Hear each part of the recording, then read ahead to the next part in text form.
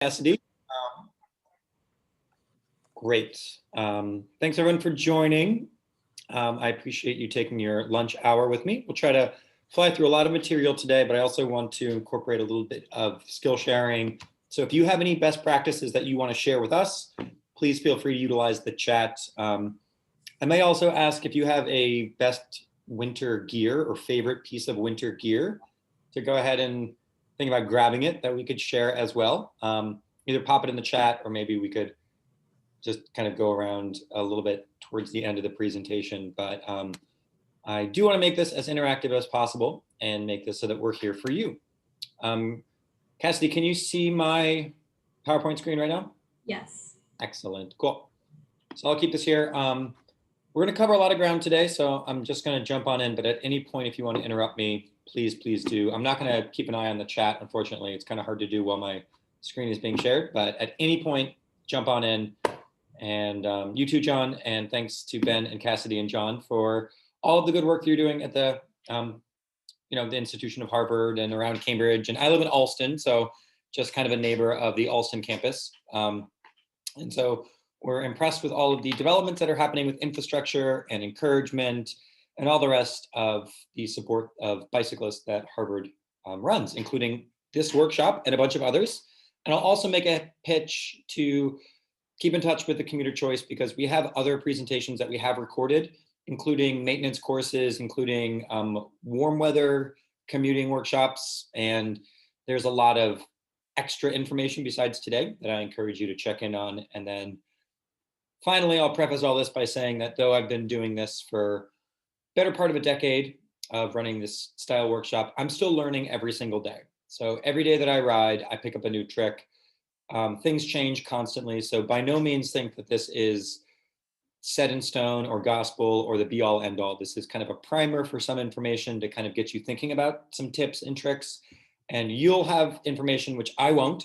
So don't think that I'm the only expert out there. I'm just a guy who put together a PowerPoint presentation and likes to share to get more people riding bikes. So hopefully this is encouragement and a little bit that you haven't yet thought about, but there's obviously more rabbit holes to go down. So feel inclined to keep in touch with Commuter Choice.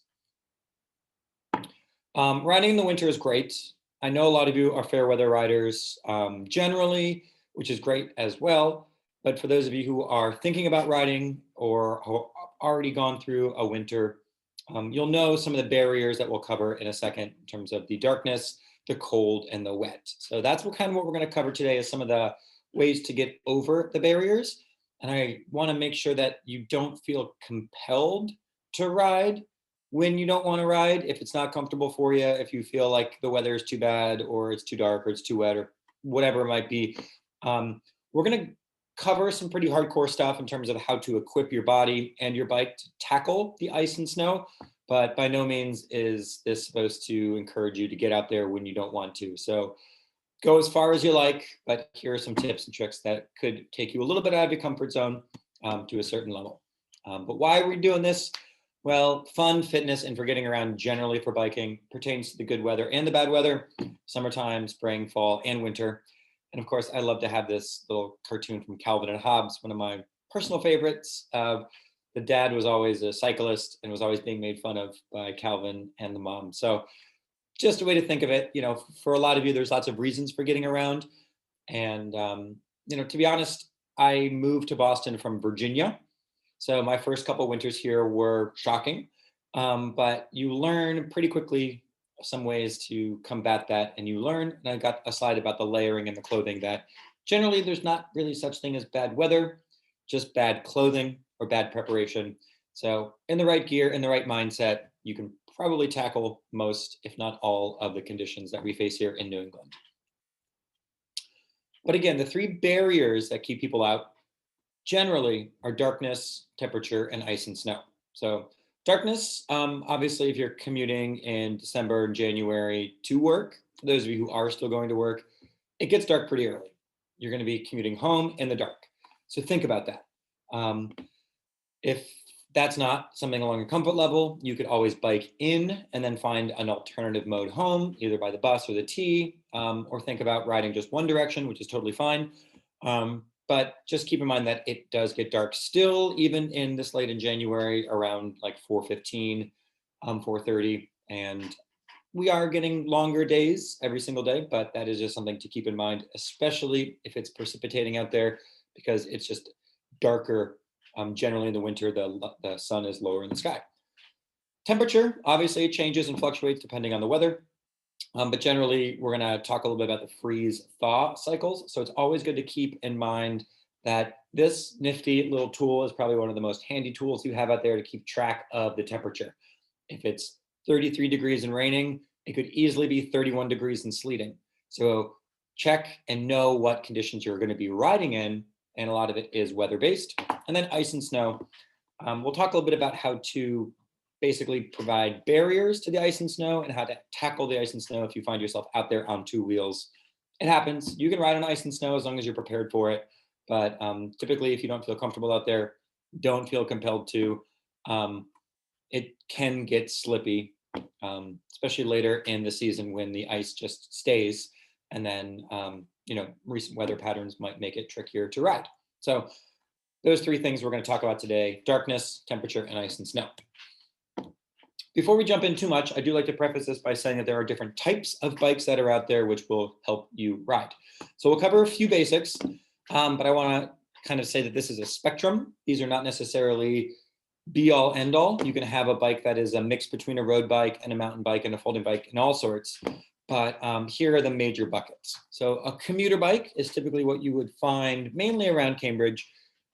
Puts the body geometry in terms of where the body is sitting on the bike, as evidenced in the bottom photo. You're a little bit more upright. Your head is a little bit more up. Your back is a little bit more straight. Typically, you can tell by the style of handlebars that you're more upright. Sometimes there's gears. Usually there's hand brakes that are activated with hand levers. Commuter bikes are usually equipped or can be equipped from your local bike shop. They have the ability to have fenders, which is key in the ice and snow and the rain. Maybe there's carrying capacity of a rack or a basket, and it's a little bit of a slower bike, a little bit of a heavier bike. But if you're only going a few miles within the city, or just toting around campus or going to and from work, and you're not in a rush and you're not going too far, don't need to go fast, a commuter bike is typically kind of something that we'd recommend. And you can modify these. We'll talk a little bit later about how to modify it specifically for the winter. Then there's a road bike. For those of you who are more fitness oriented, more recreational oriented, road bikes, which you think of a little bit more in terms of like the warmer weather group rides out on the North Shore, which is great. You can also take your road bike out in the winter, as long as you're keeping a little bit of the considerations of the ice, snow, as well as the salt and sand. So we'll talk a little bit about maintenance later, but maintenance is a key thing to keep in mind in the winter, because the salt and sand that's all in the streets when there's snow and ice definitely eats into the componentry. So if you're going to take your nice road bike out, you're going to want to do a little bit more due diligence of maintenance and cleaning it. But don't think that just because it's winter, you can't ride your road bike. You might need to modify it a little bit, but it's still a possibility. And just to show a little bit of difference between the commuter bike, where you're more upright, handlebars are more flat, a road bike has the body position a little bit hunched over, a little bit more parallel to the ground, drop bar style. It's made for efficiency, made for speed, narrower wheels, thinner tires, which mean that you get less friction with the traction on the pavement. But that could be a little bit of a double-edged sword, because though you might be able to go more efficiently and faster, you might not have as much contact between the rubber of the tires and the pavement itself. And there's mountain bikes. I'll talk about this one particular bike in a minute, but I just want to leave this side up for a second to talk a little bit about mountain bikes. Fatter tires, made for digging into the dirt and grass generally when you're riding off-road, but great for riding in the snow because it does provide a little bit more of that digging in, whereas a road bike has thinner wheels. That's really just the traction and the contact between the rubber and the pavement is all the friction you'll need. On a mountain bike, it actually acts as a way to dig into any surface like snow, slush, that's actually on top of the pavement. So you could get good traction as long as there's something beyond the pavement. This is a little bit more like a commuter bike where you're upright. Flat bars, we'll mention this bike in a minute when I dive into a little bit about modifying your bike, but we find mountain bikes to be pretty good for riding in the city because they can tackle potholes. Again, though, slower, heavier, less efficient for the ride. So if you're going longer distances, just keep in mind that there's going to be more effort required rather than with a road bike. Folding bikes are also a great opportunity to think about riding in the winter because these allow you to be more multimodal. And by that, I mean a folding bike can get you where you need to go. And if you are looking at the weather, maybe it's going to snow later in the day, you can ride in the morning and then maybe fold up the bike and take the train or the bus or pop it in the trunk of a car, take a ride share, get a ride home, anything along those lines. Folding bikes are great because you can take your bike with you. And there are limitations about taking a full-sized bike on the MBTA system, depending on the mode, and I'll mention this shortly as well. But a folding bike gets around any of those restrictions. A folding bike is allowed on all trains, all buses, at any given time. So don't think that you're restricted in your riding if you have a folding bike. It kind of is the bring your bike anywhere style of bike. Fat tire bikes. Actually, they're relatively new in terms of bike technology. It's a kind of a balloon tire version of a mountain bike, but they are designed for riding on snow as opposed to digging into snow. It's more like riding on top of the snow and also riding on sand. So fat tire bikes are kind of great because it is very balloon tire oriented, very cushy.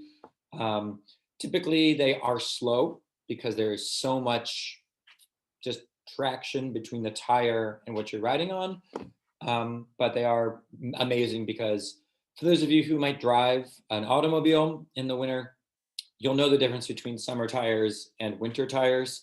Very similar to a bicycle, you can have winter tires, and a fat tire just takes that to the extra level by providing that much more surface for your tires to dig into. And we're talking like 4 to 6 inch wide tires. So they do provide a considerable amount of grip when you're riding in the actual snow.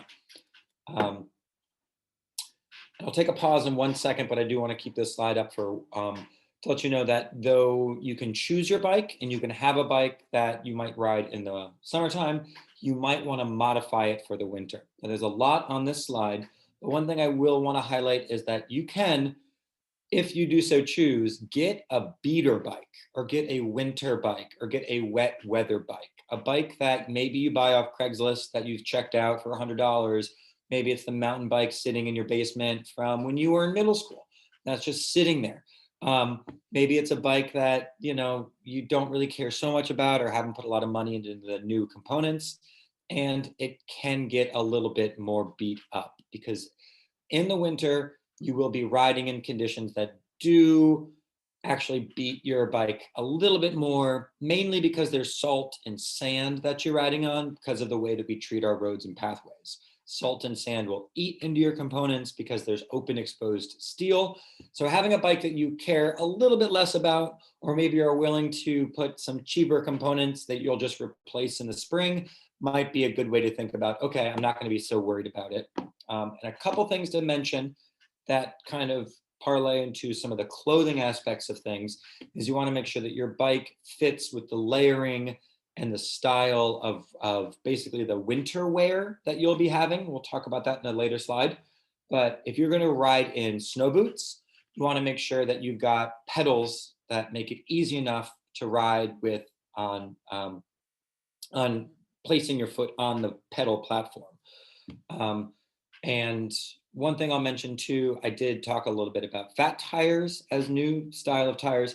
You can also get studded tires for your winter bike, which just like in an automobile where you can get winter tires that have studs, literally little metal studs in the rubber that allow you to dig into the ice.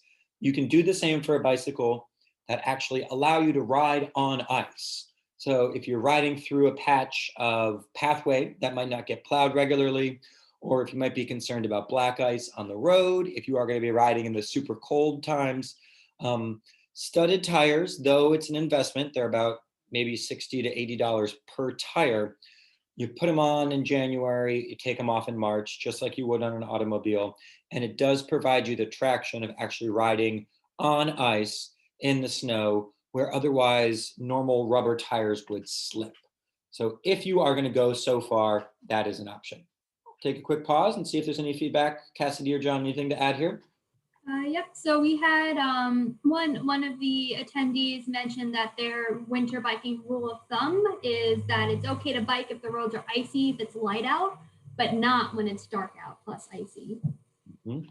Yeah, and I wonder if that's, sorry to interrupt, I wonder if that's just the visibility of seeing the ice, because black ice is probably one of the scariest things out there, because you don't even realize that you've lost traction sometimes when you're riding. So that might be why. Mm-hmm. We also have someone who mentioned that they like to wear a headlamp because the trail that they use to commute to work is not well lit, and also investing in a higher quality rain jacket that doubles as a windbreaker.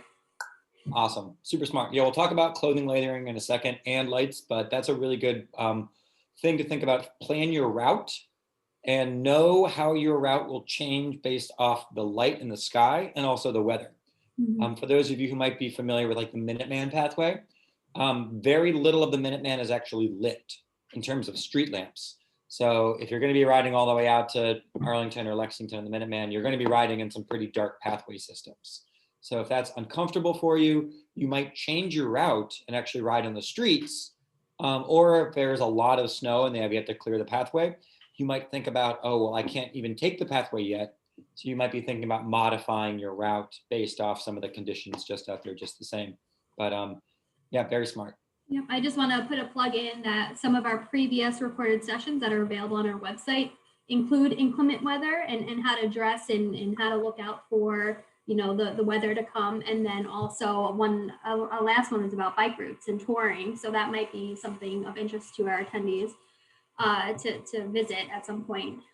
We did have one question and then we can move on. How much should we lower our PSI in the winter? Oh, very smart. Great. Thanks for catching on the slide. So I know there's a lot of stuff on this slide. I don't want to talk through all of it because it's very dense, but PSI stands for pounds per square inch, just so we're all familiar. It's how much pressure you put inside of your tire based off the inner tube that you put in with the pump. Every tire etched on the side of the tire, or really embossed on the side of the tire, will tell you what the tire is rated to in terms of how much pressure it can handle. Too much pressure, and that means the tire can blow off the rim of the wheel. Too little pressure, and it means your tire can squish and the inner tube inside there can pinch and you'll get a pinch flat. So you want to be in between whatever the range is. Now, some tires only have a maximum and they don't have a minimum. So what I usually do is go to the maximum and then take about 10 or 15 PSI off. So say your tire says maximum 80 PSI. I would assume that you could probably get away with between 65 and 70 without getting too worried about too much squish in the tire, which would then cause a pinch flat. So my rule is 10 to 15 PSI lower. However, every tire is different and every tire is dependent on the type of wheel it is and the type of rider that you are. Now, if it's a range, if your tire says between 60 and 90, go to 60, but don't go to 50. Keep it at the lower end. But if you go below that lower end, you run the risk of a pinch flat. And the reason for lower PSI, not just because you can ride over the rock salts and any more debris a little bit easier because it's just a little more squish, you get a little bit more traction as well because the tire squishes just a little bit more, and that provides a little bit more surface for the traction of the tire on the surface that you're riding on. So it's a dual benefit. However, the problem with that is that you will be slower. And if you're riding on a lower PSI, it basically means it's less efficient. One, because there's more surface area, more friction, and more traction. But two, it's just like your tire just is not translating the power as efficiently if there's a little bit more squish. So it's a little bit of a trade-off. But I recommend, especially if there's going to be rock salt that's thrown out by the salt truck, if you're at the higher end PSI, you're going to be like jarring when you're riding over it versus having a slightly squishier tire, which will more easily roll. So again, I know it's a long-winded answer, but generally 10 to 15 PSI lower is my rule. Cool. Let's go back to this bike for a second. I like this bike for a variety of reasons, but I'll use it as my example of a winter bike. So this is actually from the bicycle maintenance and mechanic guru, Sheldon Brown, who, when he was alive, was a mechanic at West Newton's Harris Cyclery. But basically, if you're interested in any sort of bike mechanic info, he has the encyclopedic knowledge of all things bike mechanics on the website. So if you Google Sheldon Brown, you'll find, you know, thousands of pages of mechanical insight on how bicycles function. So knowing that this is Sheldon Brown's personal winter bike, I'll point out a few things. First off, and there's a lot to it. First off, it's a mountain bike, which means he's upright when he's riding, which is, again, less efficient. But if you're riding drop bars, it might be harder to maneuver if you do lose a little bit of traction. It might be a little bit harder to kind of whip your bike around a little bit. So with a mountain bike, you get the ability to kind of have a little bit more maneuverability. Secondly, Sheldon was actually a pretty large fellow, like a tall guy, but this is a relatively smaller bike. So he took a frame that might be even a little bit too small for efficiency, and he's riding that for the winter because, again, a little bit of narrowing of the frame or shrinking of the frame compared to the body might be less efficient, but it allows a little bit more control in case the body needs to whip around a little bit if you happen to lose a little bit of friction, if you slip a little bit. Notice that the tires are fat, they're wider, which means that they're knobby, which is less efficient, but for digging into the snow. But you'll also notice that there are fenders, which are super important, especially to keep that slush from splashing back. The platform pedals, so though they're, not exactly total platform, they're kind of the hollow type pedals, they are wide enough so that you can ride in snow boots and get some good traction of the foot and contact onto the pedal. The bike itself is yellow, which I appreciate because it makes it a little bit more visible. And there's contrast between the yellow and the white of the snow. So think about yourself of how visible you are, especially to drivers that are out there. This is a single gear, and my guess is actually it's a fixed gear bike, which means that there's less componentry in terms of there's not a gear cluster in the back.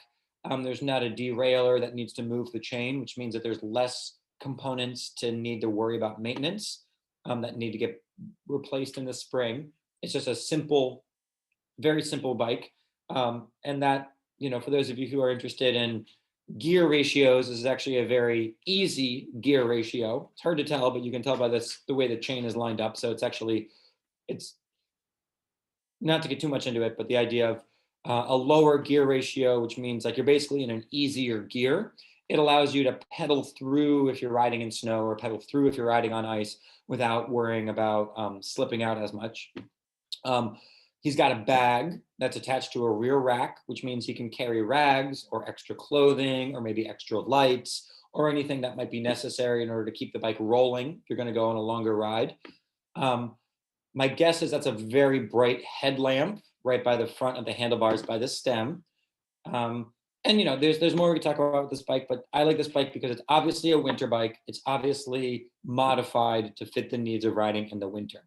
There's more we can talk about, but if there's anything I've missed, feel free to throw it in the chat. And we'll share these slides after the fact too, so you can follow up a little bit and kind of compare how does this bike look versus one of the bikes you might be modifying for your own winter bike. Cool. All right. So we covered the bikes. There's lots to it. Modifying the bike is one of the biggest things that you can do, along with modifying what you wear for the body. But along with the bike, you should still have your basic equipment. You're going to need your just in case stuff. You're going to need extra set of lights and some very bright lights. We'll talk about lights in a minute, but there's lights for seeing and there's lights for being seen. You're obviously going to need a helmet. You're obviously going to want a lock, something that you are secure and confident with your end of trip destination. And you might want to have some carrying capacity. You might want to have some fenders as well. Basic equipment. This could honestly not even pertain to wintertime. This could be from riding at any point in the year, but just basic equipment is key.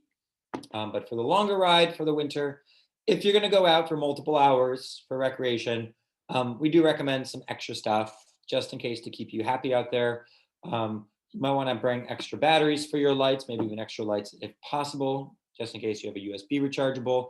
You want to bring a multi-tool. If you're commuting in, I do recommend having a change of clothes, maybe even a change of clothes at your destination. If you are one who is familiar with how to change your tubes, if you get a flat tire out there in the wintertime, you're probably not going to want to patch your tube. You're probably just going to want to replace it. So that's something to keep in mind as well. Again, this is just recommendations. These are not must-haves. So if this seems like, oh, I'll never want to change my flat tire. If I get a flat tire out there, I'm calling a cab, totally fine. Don't worry about it. But just some extra considerations, especially having a rag and some hand warmers can make your life a lot more happy. Cool. And then think about the darkness. So one of the biggest barriers to riding out there is not being visible. I highly, highly recommend being as bright as possible, especially in the winter time. You want to keep in mind that driver's visibility is limited. It gets darker earlier, sun's lower. You're going to want to be familiar with how much you are seen. So that could be lights, but also it can be reflective gear. And it could be something as simple as like a little leg band that you put around your ankle to make yourself a little bit more bright, to having gloves that have a little bit of reflectivity and some neon to them, to having an outer shell that has some retro reflectivity to it, or something that is extra, extra bright. The law requires you to have at least a white front light and a red rear reflector, and you should probably up that up to a red rear light. And there's no limitation to how many lights you can have. So, you at least have to have one light and then be side reflective, but try to go above and beyond, especially if you're going to be out there in traffic in the wintertime. I'll take a quick pause here because usually some folks like to chime in with some of the tips and tricks that they have to make sure that they're bright. Some examples are spoke reflectors, or what are called monkey lights, which could be put on your wheel so that when you're rolling, you have extra brightness. You can buy them off Amazon or buy them from a bike shop. But feel free to pop in the chat if there's any tips that you want to share with the group here. I do want to add that in previous years when we were on campus, we would host a Bling Your Bike event in conjunction with the, I think it's winter solstice or when they turn back the clocks, but so it gets darker earlier. And what we do is exactly what's on these pictures. We hang out in the courtyard and we hand out spoke reflectors, any type of lights to bling your bike, any way to kind of decorate your bike so you're visible at night, and we hand out free lights. So hopefully, fingers crossed next winter we could do this. Yeah, it's always really key. And you might not realize how dark you are. So one thing I might recommend is like turn on your lights and then walk about 50 yards and see, oh, how bright am I? And having a little bit of reflectivity is super keen. For those of you who are drivers, you understand the frustration of not seeing a biker out there. Don't be a ninja biker. Like, be as visible and bright as possible. You want to be seen. It's about communicating and being predictable. Cool. We mentioned this briefly, but there's bike maintenance, which is going to be absolutely crucial when you are riding out there. Typical basic bike maintenance, you're going to want to pump your tires regularly, check your brakes, clean your chain. We have a whole hour presentation about the ABCs with Commuter Choice, and we'll probably do some more in the spring. Very interactive, very easy, but it's the basics that you are required to do. And it's super easy. Pump your tires, make sure your brakes are in good condition, know where your fine-tuned barrel adjusters are, which you can just tighten your brake quickly, and then clean and lubricate your chain pretty regularly. But for the winter time, I'm sorry that the formatting here is a little bit messed up. I changed formats in between PowerPoint, so it's weird font. But the idea of regular winter maintenance is a little bit above and beyond. And it's basically about making sure that you don't let that salt and sand rust through your chain and your gears. That's the biggest concern. So what are you going to do? Ideally, it's pretty easy. You just wipe down that slush before you bring your bike inside anywhere. A rag goes a long way. If you're riding outside, depending on what your end of trip destination is, either at work or at home.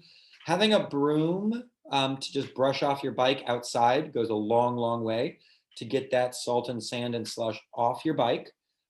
If you let it melt, it can seep into the bike and prematurely cause rust.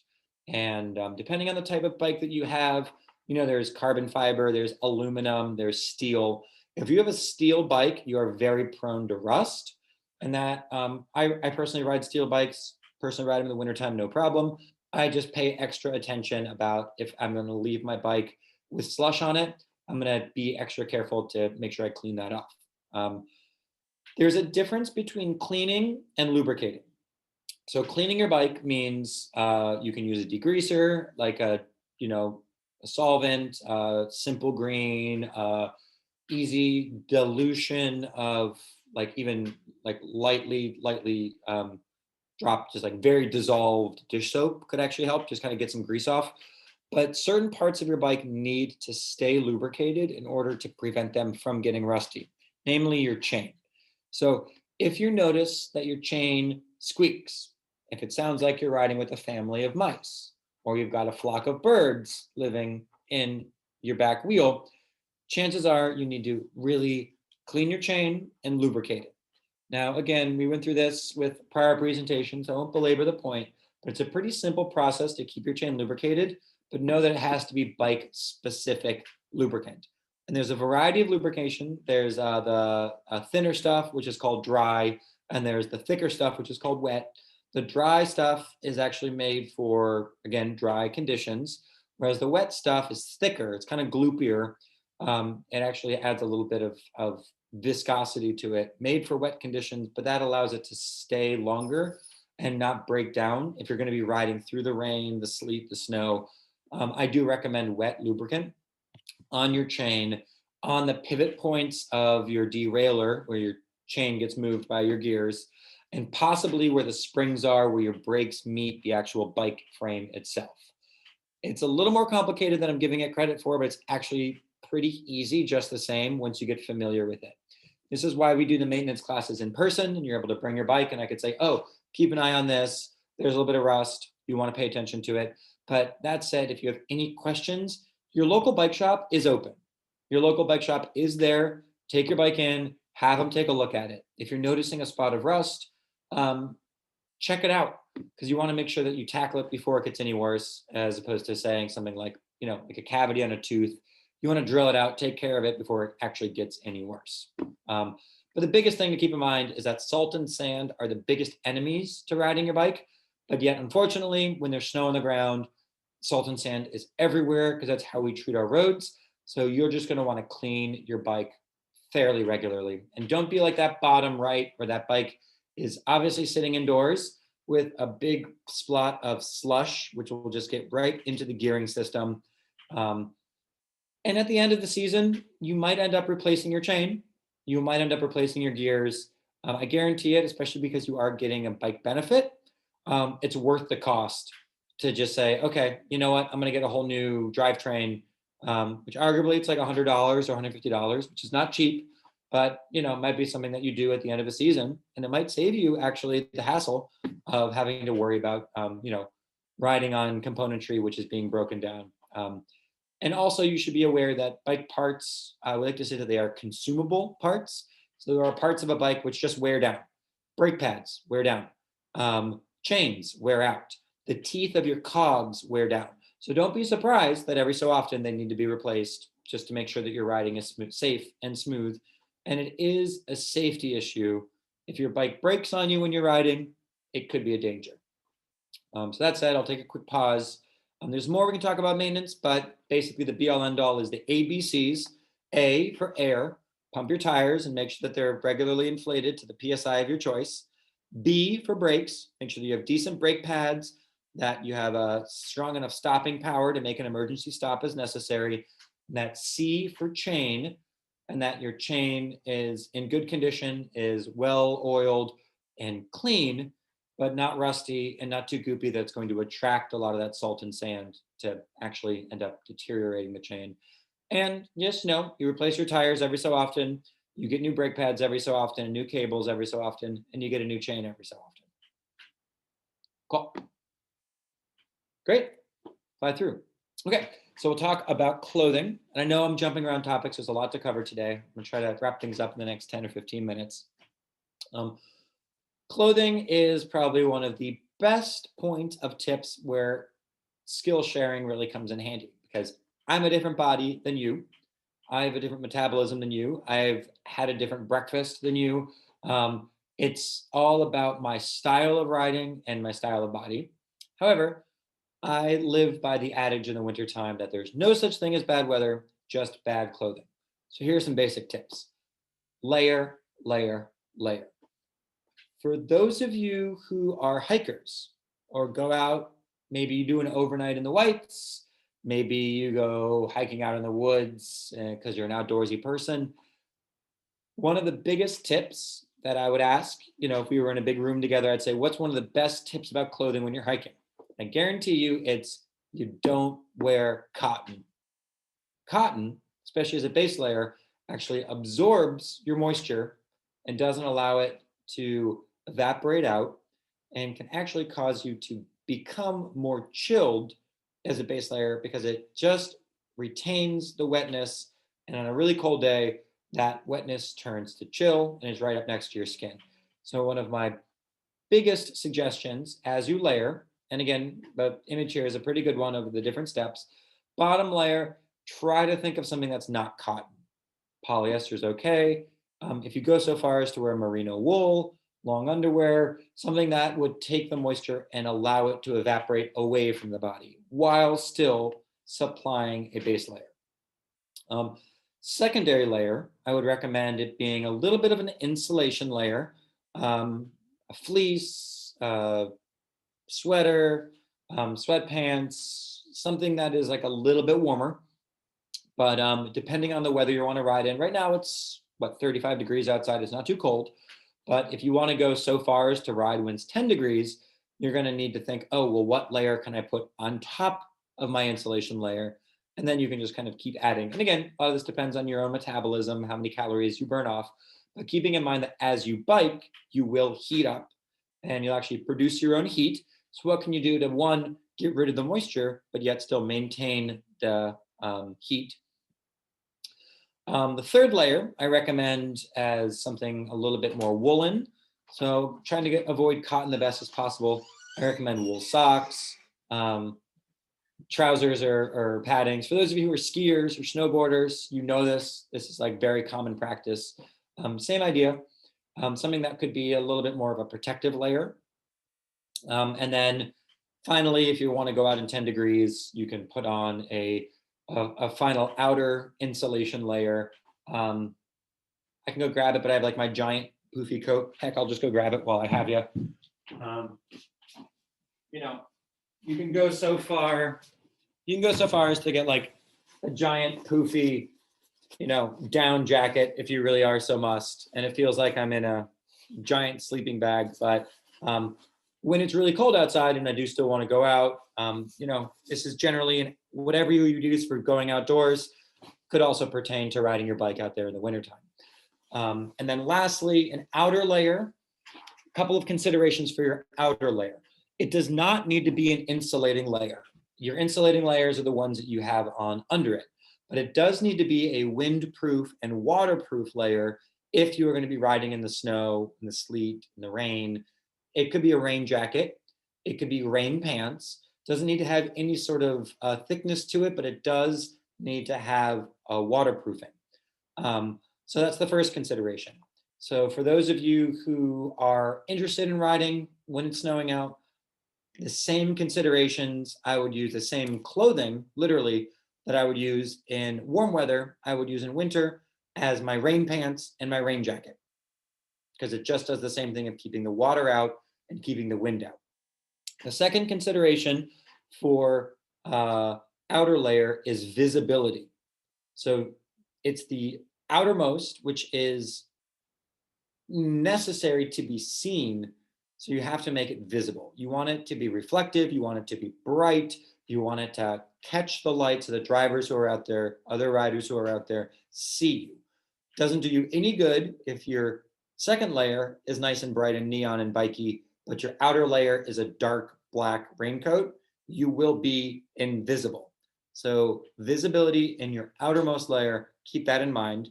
And I'll go through some stuff that I have here in a second. But my last hit there is um, I also think that with your outer layer, that's what I would recommend investing in. You can be as cheap as you want. Don't get me wrong. As an undergraduate, I was literally using plastic bags as waterproofing. If it was raining, I would go to CVS, and I realized I'm dating myself because you can't even get a plastic bag in Cambridge anymore. But I would go to CVS, get a plastic bag, put it over my shoes, and that would be the way that I would get through. Not a big deal. However, I also live by the adage that if it's only 90% waterproof, if it's raining, you're going to get 100% wet. So you might want to think about, okay, it might be worth investing a little bit more in something that's got a longer warranty, that is a little bit higher rating in terms of the Gore-Tex for the outermost layer. Innermost layer, whatever, go to Goodwill, get your grandma's sweaters, probably totally fine.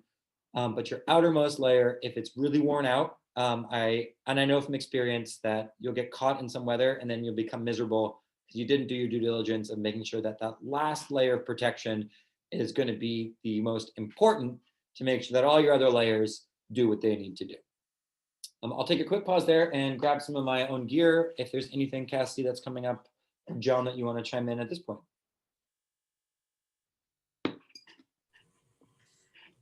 I would just second the layers. My commute's about a half an hour in from Newton. Um, if it's 30 like this weather right here, I'll be ending up on campus in my t-shirt. Like I'll have things opened or I've taken layers off at lights or stuff like that. Once it starts getting down into the teens, usually I'll still have at least 1 or 2 layers on by the time I arrive at campus. But yeah, layers is always the biggest thing, especially in the winter, because you will get warm even if it's cold out. you are usually doing something while you're biking. So yeah, thanks for that reminder, actually, John. I should mention too, one of the bullets on this slide is plan for 10 minutes into your ride. And what I mean by that is that you will warm up. And it's actually better to start chilly, depending on your length of your ride. Know yourself, know your ride. But if you've got a hill between your origin and your destination, I guarantee you will be warm by the time you get to the top of that hill, even if you're leaving your house chilly. So one of two things: you can start chilly and warm up and know that your first couple minutes might be a little more uncomfortable. But I would recommend warming up into your layer, or finding a spot in your ride where you take off a layer and just being comfortable pulling over, spending 30 seconds that it takes to actually remove one of your layers. Because one of the easiest things to do, which is counterintuitive in the winter, is to overheat. And if you're overheating, it's actually, it causes physiological issues where your brain and your body don't react as well. It's just like a frustration thing. You need to be aware of your body here. If you're overheating, you're not going to react the same as you would if your body was like totally in balance, which could become a safety issue, but more as a comfort issue. But be ready to unzip your jacket, take off a layer. Bike clothing sometimes has zips in the armpits to allow ventilation, which go a long way, or zips in the pants. Totally fine to take a pause, allow yourself to cool back down before continuing your ride. And you might not even be aware of that while it's happening, again, because of that mind-body disconnect. So just plan for where you will be 10 minutes into your ride and say, okay, will I need to cool down when I'm there because I'll be too hot? Or will I be where I want to be in 10 minutes knowing that I'm going to leave my house a little bit more chilly? Cool. Let me share some tips with you. Everybody's different, but whatever you wear in the wintertime probably is totally fine to wear when you're biking. I am a little bit more careful with my fingers and my toes, but again, I'm one who's just aware of that. If you have Raynaud's syndrome, you're going to need to be extra careful because just your capillaries and your fingertips might need a little bit extra protection. So hand warmers go a long way. Liner gloves go a long way. You can get some thin gloves like a merino wool glove and put it on underneath your mittens, and a couple different styles. So not to say that I've got a prescription for you, but I've got some tips that I've learned over the course of the years. Mostly, depending on the weather, I've got different types of gloves, and I might even carry a few types of gloves with me. So for something that's just like a little bit wet or just need a little bit of layers. These are like a thin set of waterproof gloves. They've got some grips on them, which is really nifty. They're bright, they're visible. It's really good because if I'm doing my hand signals, these are really bright. If I'm going up a level because it's, between 35 and 40 degrees, I might bump it up to a slightly heavier glove. And you can see that this one, as biking, has some padding on it. A little hard to see, but it has some gel pads on it. Also visible, but it allows a little bit of grip. It allows me to still shift and brake. So one thing to think about with your hands is, with all of your mittens on and your gloves on, can you still safely function with your handlebars? You're braking, you're shifting, your cockpit is all right there. And then if it's really cold, what I might do is get what's called these Lobster Mc Gloves. So these are cool because they are basically, they put your hand in the live long and prosper Mr. Spock style, nod to Cambridge there, Leonard Nimoy. But the idea of putting your hands in the lobster glove means that my fingers are actually buddied up. So they keep each other warm.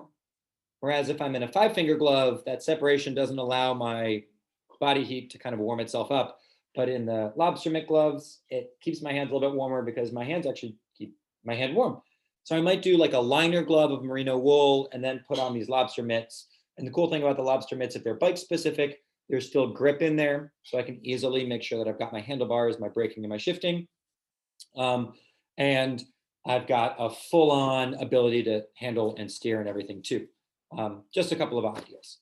I also really like these buffs. These are really nifty. The idea of the buff being a cap underneath my helmet. I can use it as a balaclava. If I get really heated, I can put it down underneath my my clothing. These are really nifty. Buffs are also great, and they can go on underneath woolen caps too. If you do wear a cap like this, you want to make sure that your helmet still fits. So, you want to make sure that your helmet has adjustability to it. And some helmets are made for wintertime. I'll grab this one. You'll see that this helmet might be a little bit more different than your helmet. It's got fewer holes in it. It's made for winter. And you can see it doesn't quite fit over my winter gear. So just some considerations to keep in mind is that you want to make sure that everything does integrate well. Your gloves, make sure that you can still manipulate your handlebars. When you're wearing boots and socks, you want to make sure that that's easier to get on your platform pedals. And if you're going to wear a cap, that it still fits under your helmet. And you might even modify your helmet a little bit. I could put tape over these holes to make sure that it fits, but don't skimp on the safety gear. Cool.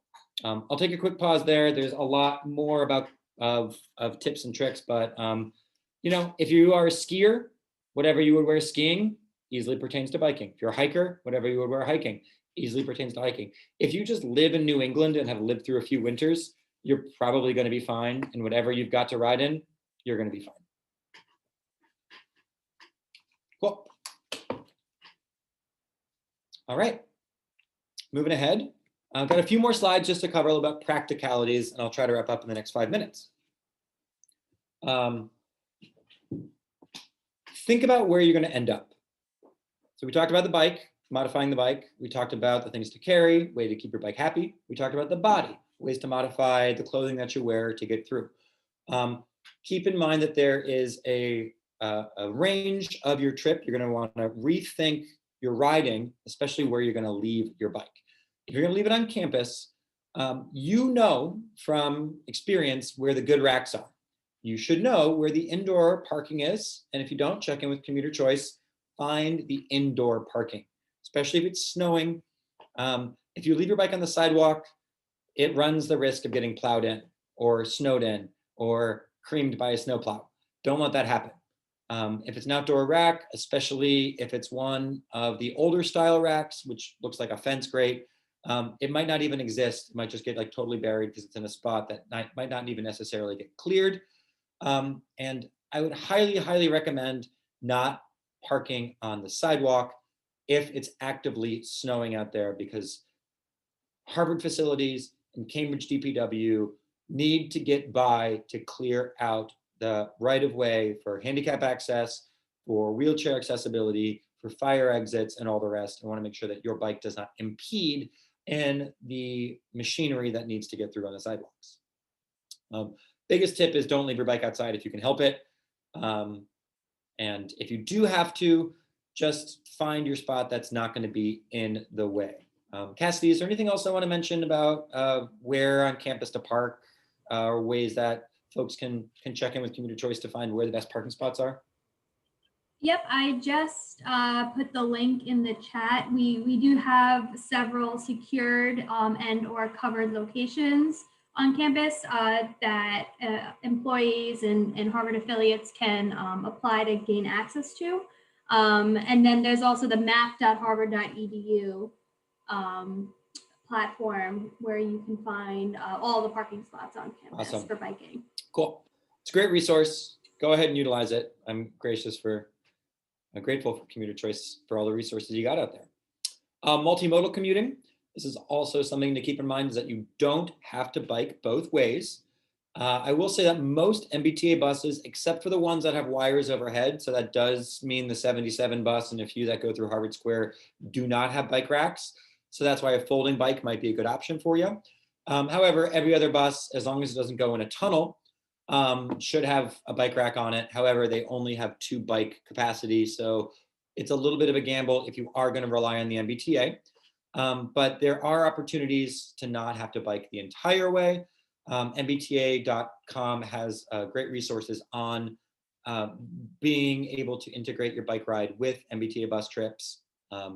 But happy to be a sounding board for you and to know, the limitations of your ride. Cassidy, John, Ben, myself, we are great resources to be like, hey, I want to get from point A to point B. What are some options for me to do that? Really, a lot of it does come down to planning a good bike route. So this is a generic slide that I like to use in my regular presentations, but I'll go to the winter specific comments in a second.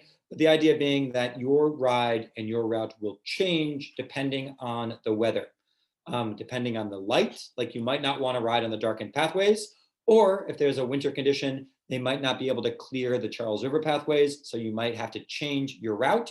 You might be regularly riding on the Minuteman, but you might have to switch to be riding on Mass Ave because that's been what's cleared. So it's hard to prescribe exactly how it will play out because the priority for clearance changes depending on the storm.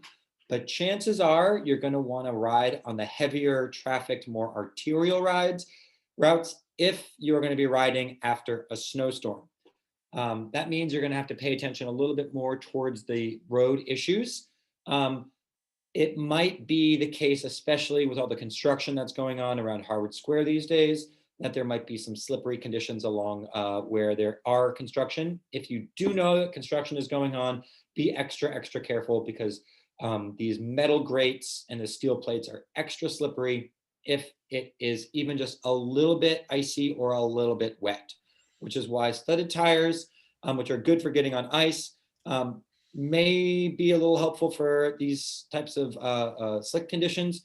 However, just if you are riding and you find yourself on a slippery condition, be extra careful. Which leads me to my technique slide. So technique, I like to say, is just as important as equipment. So we talked a lot about the bike, talked a lot about the clothing. Just be ready to be a little slippy if you're riding in the winter. If we were together, I would ask, for those of you who have ever lived through a New England winter and slipped when you're walking, raise your hand. Those of you who've been driving in a New England winter and had your car slip a little bit driving in the slush, raise your hand. Same concept when you're biking. Be ready for it, be prepared for it by having experience. So this might be that if you want to take the time to go out in the snowy conditions just to get ready, slide around a little bit.